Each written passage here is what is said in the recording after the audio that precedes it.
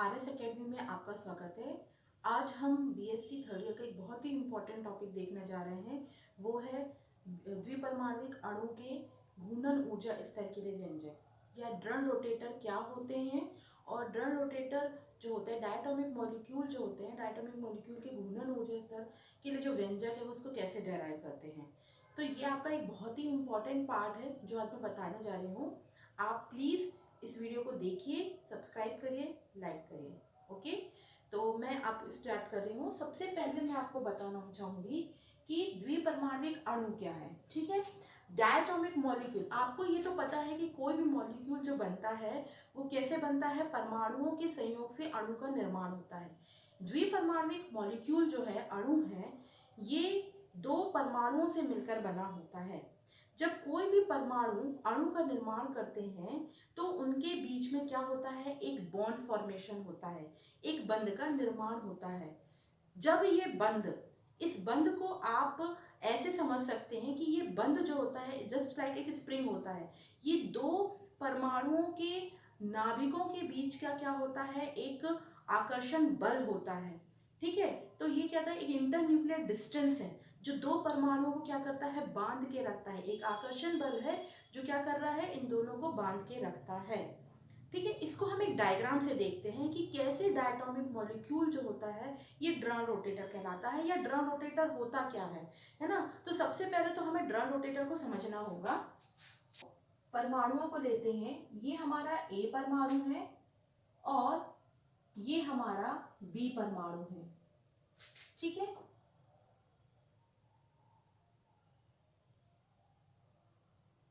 ठीक है, ये हमारा क्या है, ए और बी परमाणु है। ए भी एक अणु का निर्माण हो रहा है जो कि क्या हो रहा है, ए और बी परमाणु से मिलकर बना होता है। ए और परमाणुओं के बीच में क्या होता है, एक इंटरन्यूक्लियस फोर्स होता है जो कि इन दोनों को बांध के रखता है, जिसको हम कहते हैं कि इनके बीच में क्या है, एक बंध है। ये जो बंध होता है जस्ट लाइक एक स्प्रिंग के जैसे होता है।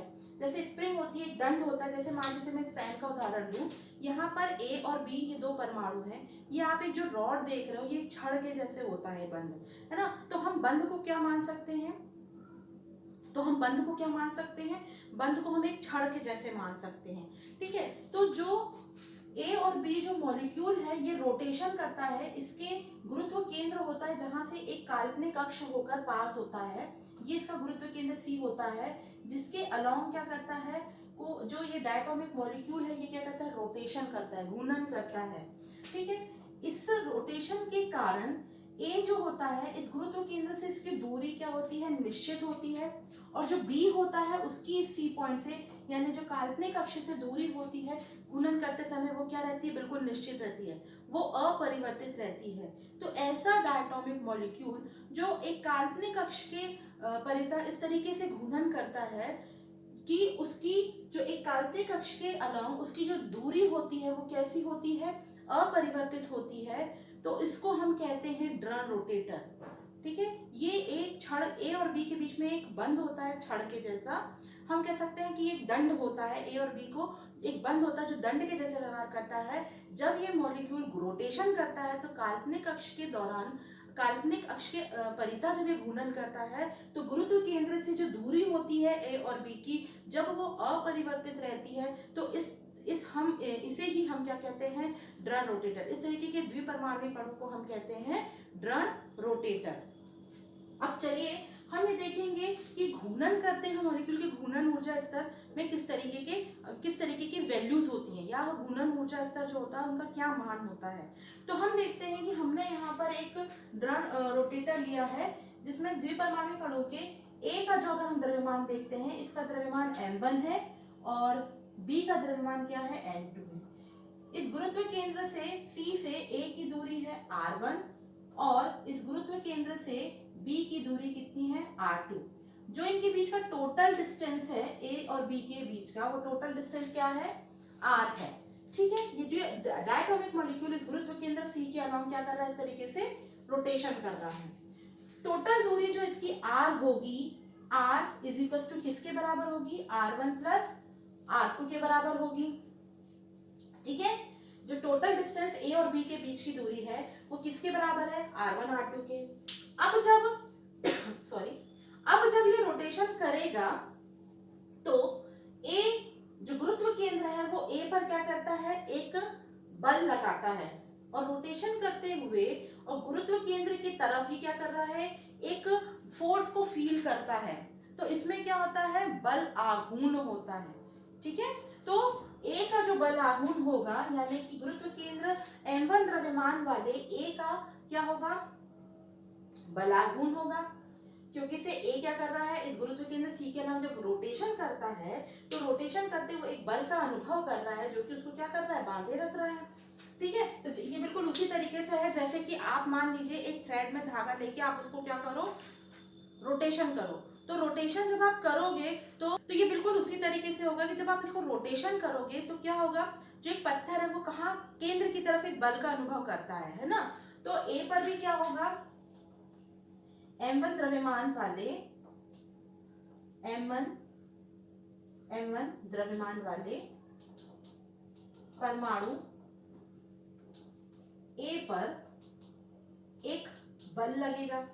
ठीक है, तो जो बल लगेगा यानी कि एक बलाघूर्ण होगा।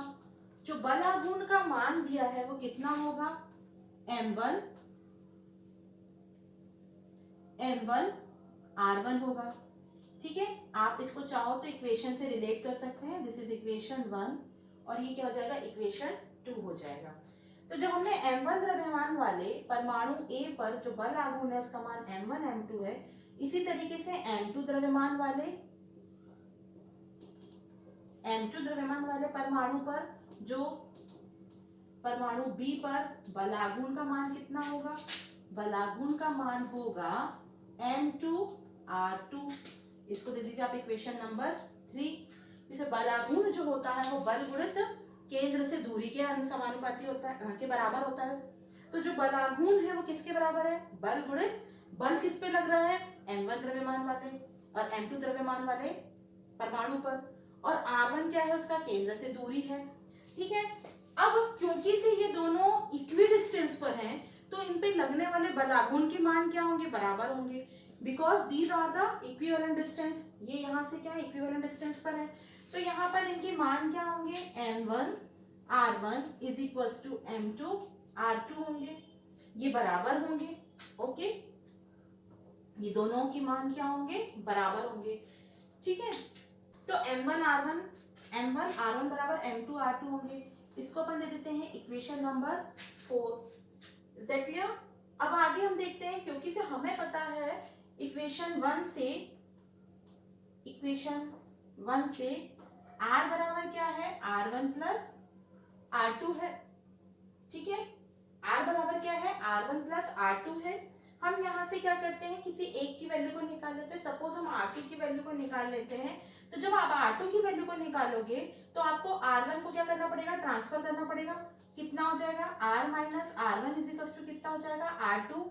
ठीक है, अब इस r2 की वैल्यू को आप इक्वेशन नंबर किस में रखोगे, 4 में। तो हम इसको भी एक इक्वेशन दे देते हैं, इक्वेशन नंबर 5 से, इक्वेशन 5 से r का मान किस में रखेंगे, इक्वेशन 5 से r का मान हम किस में रखेंगे, इक्वेशन 4 में रखेंगे। इक्वेशन 4 में जब आप जैसी वैल्यू रखोगे, m1 r1 is equal to m2 r2 की वैल्यू आपने कितनी रखी, r माइनस r1 रखी।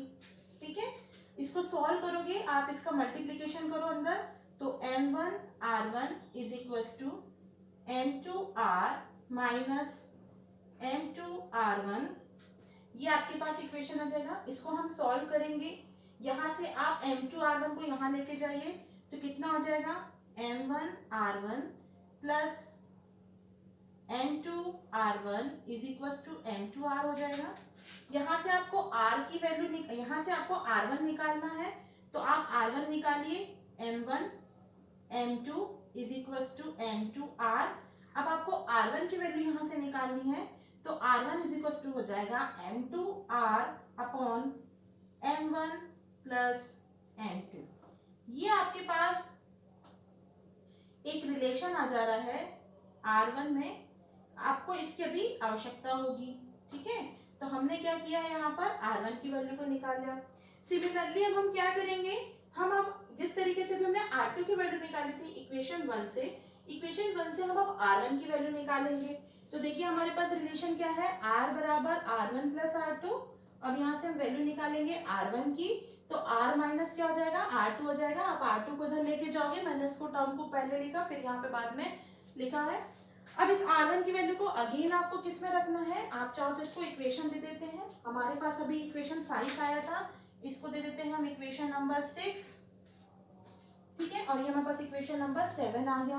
अब इक्वेशन 7 से आपने जो R1 की वैल्यू निकाली है उसको आप किस में रखोगे, इक्वेशन नंबर आपका 4 में रखोगे। तो समीकरण 7 से R1 का मान समीकरण 4 में रखने पर, ठीक है, आप समीकरण 4 में रखोगे जब इसका मान, तो समीकरण 4 हमारे पास क्या है, m1 r1 equals to m2 r2। यहाँ पर आप मान रखो m1 r1 का मान रखेंगे आप r minus r2 equals to m2 r2। ये मान आपने यहाँ पे रखा। अब आप देखिए इसको सॉल्व करोगे, m1 r एक minus m1 r2 equals to m2 r2। अब आप जो नेगेटिव वाली टर्म है आप इसको इधर लेके जाओगे, क्या हो जाएगा, m1 r is equals to m2 r2 plus m1 r2।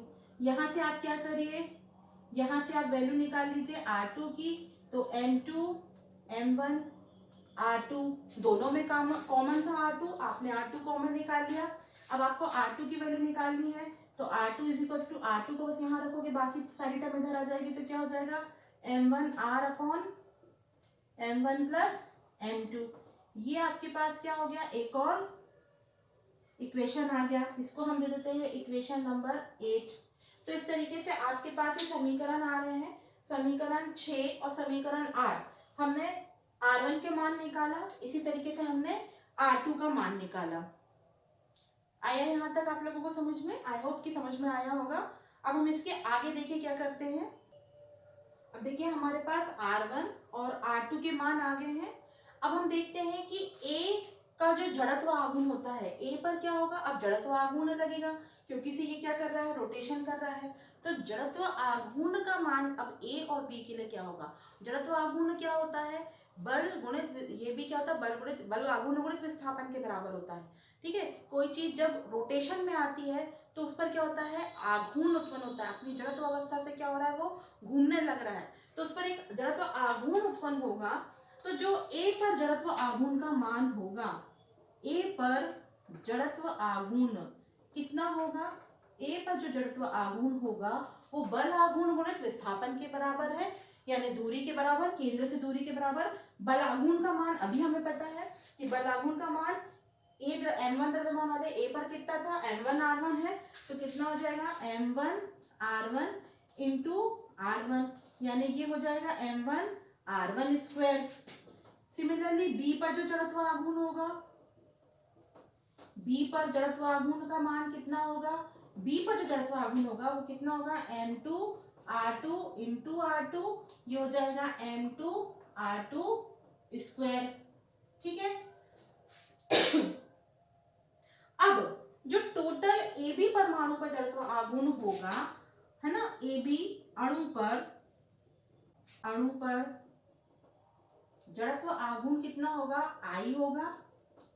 Total क्या होगा, ये I, ये हमको I1 मिला था, ये हमको I2 मिला था, तो जो टोटल I होगा वो किसके बराबर होगा, I1 प्लस I2 के बराबर होगा, ठीक है। आप यहाँ तक स्क्रीनशॉट ले लीजिए, फिर हम इसको आगे और कंटिन्यू करते हैं। टोटल जो जड़त्व आघूर्ण I का मान था वो किसके बराबर मिला, I1 प्लस I2 के। अब हमारे पास I is equal to I1 कितना था, m1 r1 square m2 r2 square. अभी हमने R1 और R2 की वैल्यू को निकाला था। R1 की वैल्यू हमको कितनी प्राप्त हुई थी, वो यहाँ वैल्यू रखेंगे, और R2 की जो वैल्यू हमको प्राप्त हुई है वो हम यहाँ पे रखेंगे, ठीक है, तो हमें R1 की क्या वैल्यू प्राप्त हुई है वो हम यहाँ रख रहे हैं और R2 की वैल्यू को। ठीक है, तो हमें R1 की वैल्यू जो प्राप्त हुई है वो यहाँ रख रहे हैं। तो I बराबर हमको हो जाएगा M1 M2 R upon M1 plus M2 का होल स्क्वायर प्लस यहाँ पर आपका क्या है M2 R2 की वैल्यू हमारे पास कितनी आई है M1 R upon M1 plus M2 का होल स्क्वायर, ये वैल्यू हमारे पास आई थी। अब हम इसको सॉल्व कर लेते हैं और I equals to M1 M2 square R square upon M1 M2 का whole square plus M2 M1 square R square upon M1 M2 का होल स्क्वायर, ये वैल्यू हमको मिली हुई है। अब आप देखिए यहाँ पे कॉमन टर्म हमको क्या मिल रही है M1 M2 और M1 M2 यहाँ पर भी मिल रहा है, M1 M1 का M1 प्लस M2 का स्क्वायर मिल रहा है। तो जो हमारे पास कॉमन टर्म है हम उसको निकाल लेंगे M1 M2 R square upon M1 plus M2 का होल स्क्वायर। तो हमारे पास यहाँ पर M1 निकल गया, R स्क्वायर निकल गया और M2 एक M2 निकल गया, तो यहाँ कितना बचा M2, यहाँ M2 निकल गया, एक M1 निकल गया, R स्क्वायर निकल गया और M1 स्क्वायर, तो यहाँ कितना बचा M1 बचा। ये आपका क्या होगा एक से कैंसिल हो जाएगा। I बराबर क्या मिल जाएगा आपको M1 M2 R square upon M1 plus M2। तो ये जो टर्म आपके पास आ रही है M1 M2 upon M1 plus M2, इसको हम कहते हैं रिड्यूस मास। I बराबर क्या होता है M1 M2 upon M1 plus M2 R square. तो ये जो आपका हमारे पास आता है इसको हम म्यू से रिप्रेजेंट करते हैं और म्यू इज इक्वल टू होता है M1 M2 upon M1 plus M2, जिसको कहा जाता है समानी द्रव्यमान या इसको अपन इंग्लिश में बोलते हैं रिड्यूस्ड मास, रिड्यूस मास। ठीक है, रिड्यूस मास कहते हैं, सामान्य द्रव्यमान या रिड्यूस मास कहते हैं। एंड I इक्वल्स टू हमको मिलता है म्यू R स्क्वायर। ठीक है, ये वैल्यू हमारे पास आती है, इसको आप चाहे तो इक्वेशन नंबर हम 8 तक पहुंच गए थे, ये हमारा इक्वेशन नंबर क्या आ जाएगा 9 आ जाएगा। ठीक है, I बराबर म्यू R स्क्वायर। जो म्यू है ये क्या बताता है सामान्य द्रव्यमान को बताता है, यानी ना तो वो A ना B परमाणु का मान बता रहा है, ये क्या बताता है AB अणु का सामान्य द्रव्यमान बताता है। तो देखिए म्यू बराबर क्या मिला हमें M1 M2 upon M1 plus M2 मिला। ठीक, अब आगे की क्या कहानी है इसको हम अपन सेकेंड पार्ट में देखेंगे। ओके, ये अभी हमारा जो घूर्णन ऊर्जा स्तर है अभी हमने इसको निकालना है कि रोटेशन करते हुए ड्रम रोटेटर का घूर्णन ऊर्जा स्तर के क्या मान होते हैं। तो अभी हम यहाँ पर जस्ट आधे पे पहुंचे, नहीं तो वीडियो बहुत लेंथी हो जाएगा और आप लोगों को शायद आगे समझ में ना आए, इसलिए मैं इसको यहीं रोक रही हूँ। इसके आगे का पार्ट जो है वो हम नेक्स्ट वीडियो में देखते हैं। ठीक है, तो आप नेक्स्ट वीडियो जरूर देखिए आगे, ताकि हम इसके घूर्णन ऊर्जा स्तर की जो आगे की वैल्यू है जिसमें हम उसको कैलकुलेट करके बताएंगे।